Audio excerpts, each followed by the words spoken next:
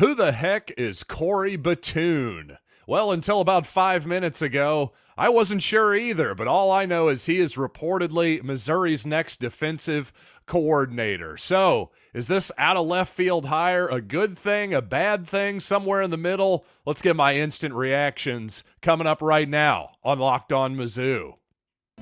You are Locked On Mizzou, your daily podcast on the Missouri Tigers. Part of the Locked On Podcast Network, your team every day.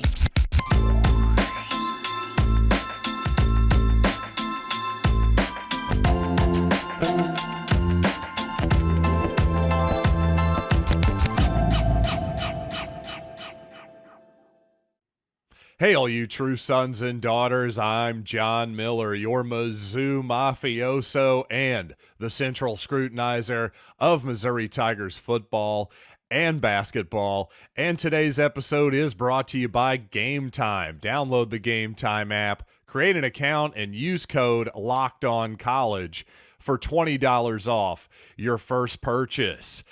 And as you've probably heard by now, sources according to Pete Thamel, Missouri set to hire former South Alabama defensive coordinator Cody Batoon as the Tigers' next defensive coordinator. The guy has truly been all over the place over 3 decades of coaching, including most recently, as I said, at South Alabama, had several roles at Ole Miss recently, was defensive coordinator at Hawaii, a big-time assistant at Liberty recently during one of their best seasons as well. And again, a guy who's truly been around everywhere, including a one-season stint all the way back in 1996 at Central Missouri. And hey, at least we beat Auburn to the punch, right? Score a victory for the good guys. We beat the Auburn Tigers to hiring a defensive coordinator. DJ Durkin still remains on the market as well, at least as I record this podcast. But you know what?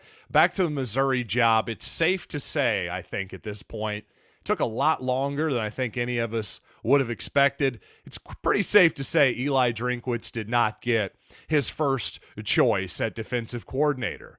And you know what? He probably didn't get his second choice either, and maybe not even the third. I really have no idea. And while that sounds like a scary proposition I may have just laid out to you, maybe that's okay. Because even before this came out, I started thinking, you know what? Maybe another Kirby Moore, a guy who's a little bit off the radar, a young guy who just buries his face into the film study every single week. Well, maybe that's the kind of guy that we need. Or, as it turns out, in Mr. Batoon's case, a middle-aged guy who buries himself in the film. Kirby Moore Sr., perhaps, is what we're looking at here. But in all seriousness, at 55 years old, that's not exactly an old man at this point. I'll just tell you, at 41, when I was 21, I thought 55 was maybe kind of old, but at 41, heck, I think Coach Batoon is looking just fine. I'm not worried about his energy at this point. As long as he truly is the type of guy who will figuratively bury his face into the film, that's all you really need if you're Missouri, because Eli Drinkwitz and the rest of his staff seem to have about everything else covered at this point. And in terms of worrying about this hire, the God's honest truth is, I think once you get past, hey, Jim Leonhard, the former defensive coordinator of Wisconsin, I think just about everybody thought that, wow, that would be quite the home run hire for Missouri. Okay, great. And Jesse Minter, who's at Michigan, Jim Harbaugh's off to Los Angeles. I wouldn't be surprised if Jesse Minter follows him to the Chargers to be his defensive coordinator. But obviously, if Missouri would have gotten him, yes, I would be doing backflips, and so would you. Hey, Bill Belichick's still out there. A kid can dream, right?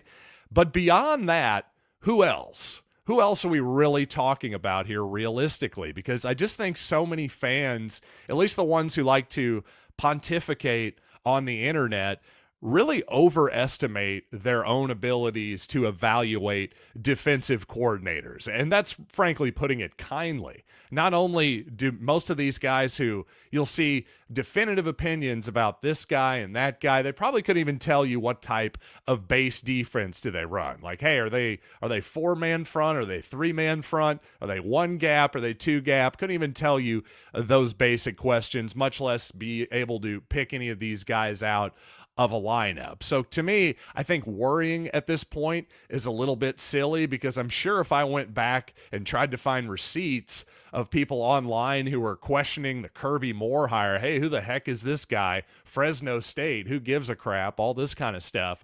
To me at this point, I just think Eli Drinkwitz, once again, after the Moore hire, after the Baker hire, and yes, after the Steve Wilks hire, that wasn't, I don't think, as disastrous as maybe people remember. I think the back half of that 2021 season, the Missouri defense actually improved. So I'll give Eli Drinkwitz 2 out of 3 for sure. And even the Wilks one, I'll say, not as bad as people remember. So again, give Drinkwitz, give Batoon the benefit of the doubt at this point.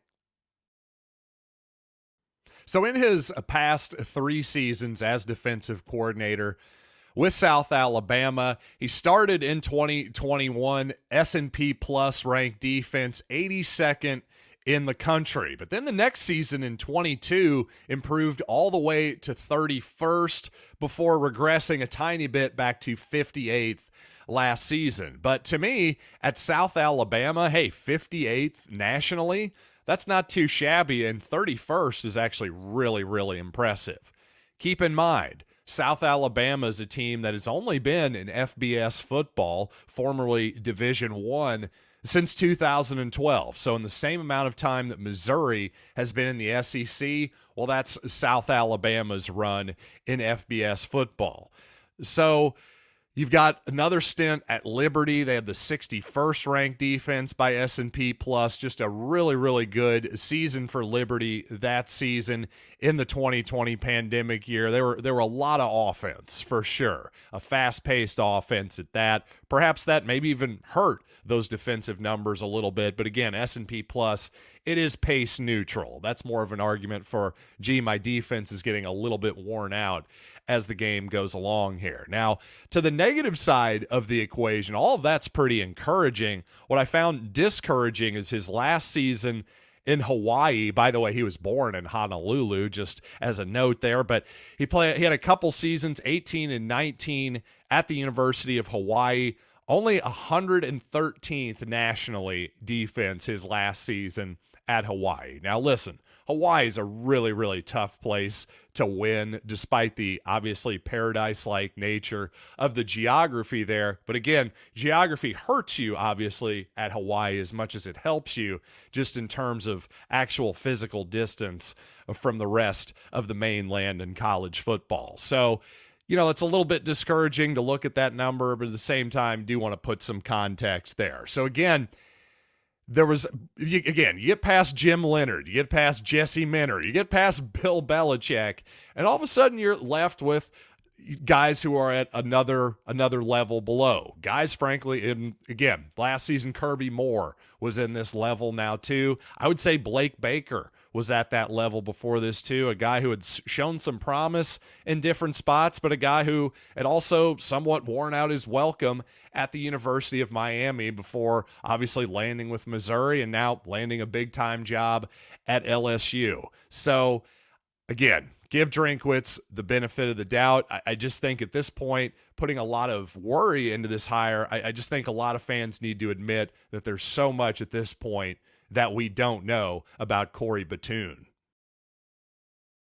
And you know what? It is a championship week here in the NFL, and that got me thinking, what's the perfect team for Cody Schrader to potentially go to in the NFL this coming off season, whether it's in the draft or as a free agent? Well, I think it's one of these teams in the Final Four, and I'm going to tell you which one here coming up in just a little bit. But first, let me ask you something. What would you do with an extra $100 in Las Vegas. Well, I think I would take it and put it all on Luther Burden to win the Heisman Trophy next season. But that's just me. All I know is Game Time is the fast and easy way to buy tickets for all the sports, music, comedy, and theater events near you. And right now, all users get $100 off when they buy a big game ticket with code Vegas100. And yes, ladies and gentlemen, the Kansas City Chiefs just might find themselves in said big game in Vegas. So if you want to get on down there, you've put it all off the last second, you have no plans, hey, Game Time is the absolute best place to get last-minute ticket deals and take the guesswork out of buying tickets with Game Time. Right now, all Game Time users get $100 off a big game ticket with code Vegas100. Terms apply. Just download the Game Time app. Use code VEGAS100 for $100 off a big game ticket. Or if you're not going to the game, use code LOCKEDON for $20 off your first purchase. Download Game Time today. Last minute tickets, lowest price, guaranteed. Thanks for making Locked On Mizzou your first listen every day. We are free and available wherever you get podcasts, including the SiriusXM app, where, of course, you can listen to the Kansas City Chiefs and the Baltimore Ravens go at it for the AFC title at 2 p.m. Sunday or on channel 225 on your radio dial. But speaking of the NFL, it got me thinking, what is the ideal spot for our man Cody Schrader, of course, the great Missouri running back, to land this offseason in the NFL? And I got to thinking, one of the first teams that got in my mind was the Houston Texans. Obviously, Baltimore took down the Texans to get to this point, but I think we can all see C.J. Stroud, a heck of a quarterback. DeMeco Ryans, a young coach, seems to have that team on the rise, but I don't know that they have an obvious running back of the future. Dameon Pierce, not a great follow-up to his rookie season, and Devin Singletary, not exactly the youngest guy in the league. And speaking of not the youngest guys in the league, it seems like the Tennessee Titans are going to move on from Derrick Henry by all accounts. And, well, if you need a running back who can tote the ball a bajillion times, you want a feature back, Cody Schrader definitely fits that mold. I also thought of the Dallas Cowboys a little bit too, because after moving on from Ezekiel Elliott, I think a lot of people expected Tony Pollard to take the reins and be a feature back, a 20, 25 touch kind of guy. It doesn't really seem like he's necessarily that guy. So, hey, have some thunder to his lightning, perhaps, in the form of Cody Schrader.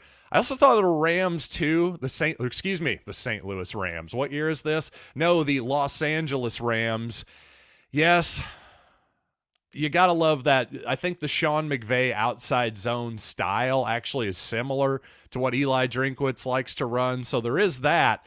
The problem is Kyron Williams seems pretty entrenched at this point. He's a heck of a player. I believe he's from St. Louis, by the way. But you know what? Ultimately, I settled, I think, the best spot for Cody Schrader, even though it wouldn't be immediate, obvious carries, could be the San Francisco 49ers. Because here's the deal. Christian McCaffrey is obviously the do-everything running back, but he's not getting any younger. He's had injury problems in the past. Let's take some tread off of those tires in the form of Cody Schrader. Again, Kyle Shanahan likes to run that outside zone stuff.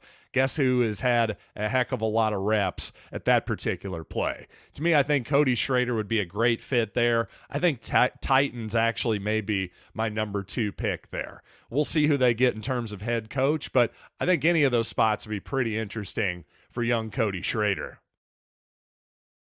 Now, over the past few weeks of this defensive coordinator search, Gabe DeArmond over at Power Mizzou threw out some names, of course, that, well, at least had been bandied about, talked about in the Missouri Athletic Department, according to his sources. One of those names quite familiar to many Missouri fans, Alex Grinch, former safety coach at USC most recently. Well, he is now going to be the safeties coach at Wisconsin. So it wouldn't appear that Alex Grinch, based on that move alone, wouldn't appear that his name was brought up that entirely seriously in terms of being a defensive coordinator. That's just my own speculation. But again, Grinch, a former Missouri coach, and also I believe a nephew of Gary Pinkles as well. Now, when it comes to the bigger picture of SEC football here, I got to say I've talked a lot about the 9-game schedule, especially over the offseason. Of course, it's now an 8-game schedule without divisions at this point.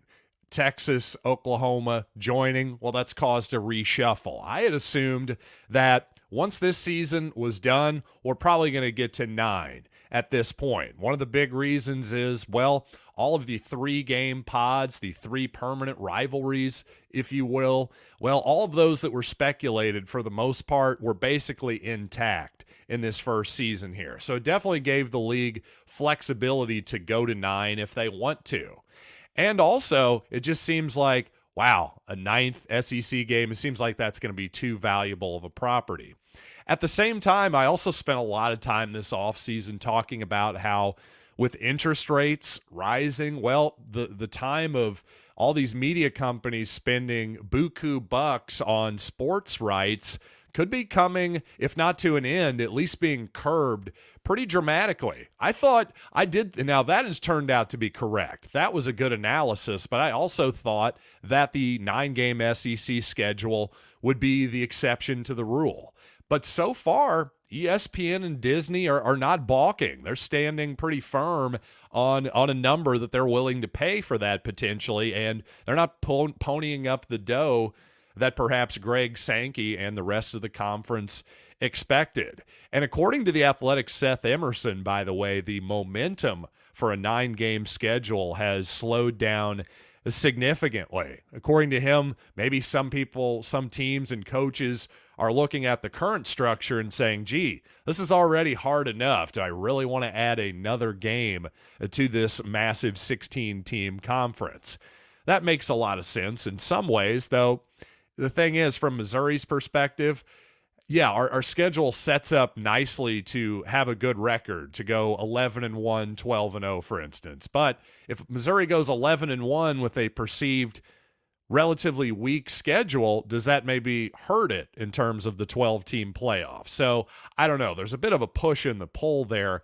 It's almost old thinking, in my opinion, to worry more about your record versus, hey, we just want to do everything we need to get into the top 12. And if that means playing a little bit harder schedule and taking an extra loss, well, it doesn't matter what it looks like on paper in the media guide 50 years from now. What really matters is, did we get into the 12-team or not? It should be 12-team playoff or bust for basically any program that is at Missouri's level or higher, a team that realistically has a shot to get there. And also, speaking of that momentum for the 9-game playoff, or the 9-team schedule, that has slowed down a lot. It seems like, again, according to Seth Emerson, Texas A&M's Ross Bjork, their former AD, he was a big proponent of this whole model, and he's gone now. So basically, long story short here, never say never, but it sure seems like the 4-year rotation that we have set up here of 8-game schedules it sure looks like it's a heck of a lot more likely to stay intact here for the near future than it seemed to, at least me, this past summer. So 8 games it is for the time being. You know what? Since we're talking media here, and we're also talking about Disney so far being willing to pony up the dough for more SEC product, essentially. Well, there was a lot of Kansas City Chiefs fans, NFL fans in general, that were perturbed that the Miami and Kansas City playoff game was Peacock exclusive. Well, if you're ready to be perturbed about something, how about this for a notion? What if the Super Bowl is going to be a pay-per-view or exclusive to one streaming service type thing in the next, say, 5 to 10 years or so? Well, this could also affect Missouri being on a streaming service as well. If indeed, hey, if Disney's not willing to pay, maybe Netflix will be willing to pay. Let's talk about a little bit more of the future of media in college football coming up. But first, I want to tell you about FanDuel Sportsbook because you know what? The NFL season, sadly, almost over, but there's still a couple weeks and 3 more games left to get in on the action with FanDuel, America's #1 sportsbook. Right now, new customers get $150 in bonus bets guaranteed when you place a $5 bet. That's $150 in bonus bets, win or lose. The app is so incredibly easy to use, and there's so many things you can bet on that, remember, you don't have to bet on the Chiefs this week. I know I rode the Chiefs the last couple weeks. We're going to take it easy this time. That's a lesson you got to learn as a wagerer, as a bettor. You can't bet on every single game, or eventually, guess who knows more than you do? Well, my friends at FanDuel Sportsbook. So just in case you disagree with me, maybe you got to have some action. Well, regardless, go to FanDuel.com/lockedon and make your first bet a chip shot extra point. It's FanDuel, official partner of the NFL. Thanks again for making Locked On Mizzou your first listen every day. For your second listen, check out Locked On Sports Today on YouTube and subscribe to the first ever national sports 24/7 streaming channel. That's Locked On Sports Today. And speaking of YouTube, who the heck knows? Maybe the Super Bowl will be streamed live on YouTube someday. And maybe not for free either. Did you ever think of that? Because, well, don't worry, this season, the Super Bowl, or the big game, as I suppose I'm supposed to call it.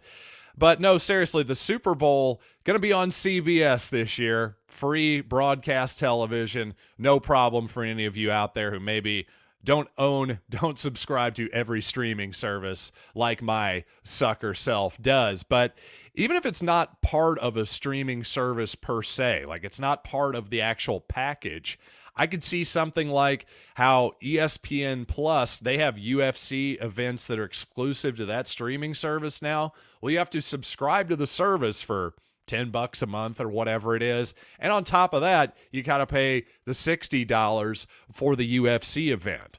Pretty interesting model there. I think, frankly, the NFL wants to be much more broad than that. I think that's one of the reasons why the Super Bowl remains, and most of their games, 99% of them, are on regular broadcast television or traditional cable like ESPN. But the thing is, it is possible that someday, what I think we've seen here recently, there could be college football, there could be NFL football. You've already got Thursday night football on Prime, right? You already had the Chiefs game on Peacock. So they're already dipping their toe into the water a little bit. But here's the thing. Again, if you're the NFL, you want as big of a distribution as possible. And right now, that still remains broadcast television. But as we keep going through here in time, actually, something like Netflix is going to have even more distribution. Now, especially for the NFL, a business that, frankly, wants to grow internationally. We know this by seeing them play these games in Mexico, in London, in Germany this season. Over and over again, we're seeing the attempts to grow this game internationally. Well, what would be the easiest way to do that for the NFL?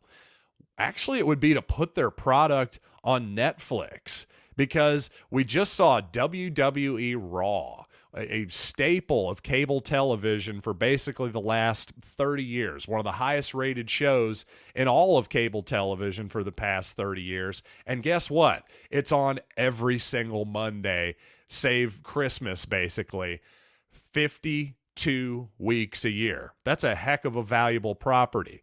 And the value for WWE in going to Netflix, not only is Netflix paying them a boatload of money, but now they have easy international distribution. It's so much easier to just get your product internationally on Netflix, even if your country may not even allow Netflix. Guess what? Everybody knows how to use a VPN these days, a virtual private network, ways to get around all that kind of content blocking and stuff like that. Now, what's interesting, specifically to college football, specifically to Missouri, I don't see that model matching college football, because college football is such a regional product, not only regional to, obviously, if you're a Mizzou fan, hey, Mizzou games are going to do really, really well in the state of Missouri, but just college football in general, people aren't all that interested in it outside of America. Certainly you go to London, you go to Germany, you have NFL fans.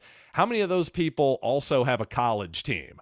I would guess not even 10 to 20% of them even follow college football a little bit. So I think at this point, you're still going to see, for the most part, college football is going to be on your traditional broadcast type of outlets, whether it's the big channels like ESPN or SEC Network, ABC, the traditional broadcast stuff. But, you've seen the Big Ten Network, their content, Big Ten, I should say, put a little bit of their content on Peacock, a major game actually on Saturday night, off on a major television block anyway, for sure. Prime time on a Saturday night, which is a good spot for football more often than not. So again, just a really interesting landscape happening here. But again, if you're going to be upset that the Kansas City Chiefs are on Peacock, well, I'm sorry. This is kind of the way of the world, and you're going to have to get on board. And really, the good thing about, and again, in terms of distribution, it's not just internationally, but actually there are places in Missouri to this day that have a tough time, that are out in the middle of nowhere, and certainly places in the western part of this country that are really isolated, that can't get cable, that can't even necessarily get satellite because of the setup of their particular property. Well, you can get the internet more often than not, one way or the other. You can get some type of broadband internet these days. So again, Netflix, a really interesting distribution model, one that hasn't really been matched yet. And if they ever get in to the bidding with ESPN and Disney, well, my goodness, then you're going to see suddenly really the SEC and the Big Ten could separate themselves even further from the pack. So again, thanks for joining me here, as always, on Locked On Mizzou. And as always, if you made it through the third segment with me, you are indeed a true son, a true fan of this program. So I appreciate you for it. But hey, you know what? I missed yesterday's slot, missed the Thursday program, so I'll make it up to you this weekend. Don't you worry. I'll see you. We'll have more to say about the new Missouri defensive coordinator, Cody Batoon. Apparently the ink is not dried yet, but when Pete Thamel puts out the tweet, it's pretty much official at that point. So until next time, I'll have more on Cody Batoon for you right here on Locked On Mizzou.